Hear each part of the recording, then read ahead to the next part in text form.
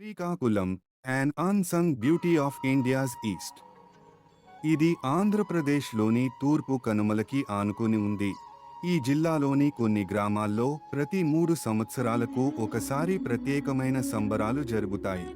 ఈ సంబరాలు కుటుంబంలోని ఆనందానికి మరియు శ్రేయస్సుకు రాముని పట్ల విధేయతగా జరుపుకుంటారు. లైక్ బృందావన వాసులు గోవర్ధనగిరికి పూజ చేసినట్టు ఇక్కడి ప్రజలు రాముని పట్ల తమ భక్తిని వ్యక్తం చేస్తారు. శ్రీకాకుళం జిల్లా గురించి ఇంకో ఆసక్తికరమైన విషయం ఏమిటంటే, ఈ ప్రాంతం శ్రీకృష్ణుని అన్న బలరాముడు కనుగొన్న నగరం అనే ఒక ప్రస్తావన ఉంది.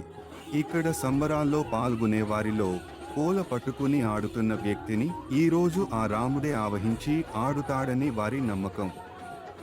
ఈ విధంగా శ్రీకాకుళం జిల్లా తన ప్రత్యేకమైన ఆచారాలతో, సంప్రదాయాలతో మరియు విశ్వాసాలతో ఒక ప్రత్యేక స్థానం కలిగి ఉంది.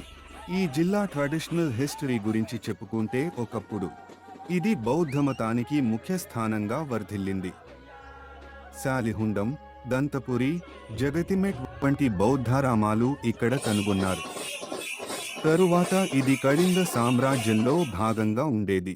గాంగేయులు ఈ ప్రాంతాన్ని 6 నుండి 14వ శతాబ్దం వరకు 800 సంవత్సరాలు పాలించారు.